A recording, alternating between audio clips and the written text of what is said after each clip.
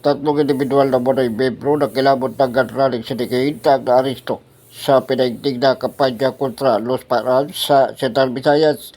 Sa ulat sa Kapokrami ni PRO7 Director Police Brigadier General Rodrigo Baradan, kinilalang mga nakip na sina Ricky Rod Ambrod Dorado Jr., Crispin Alaba Isabel at Troy Raya Roland Caranao. Target naman ng Banat Operation na otoridad ang kasabwat ng mga ito na dating barangay kagawad ng barangay Suba, Danau City na si Ricky Rod Moreno Durano Sr.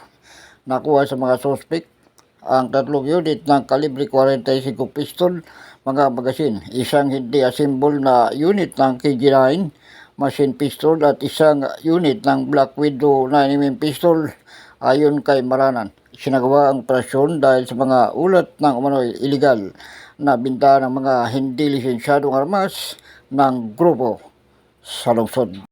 Ako si Edwin Moreno sa Kalawit News, una ka sa balita.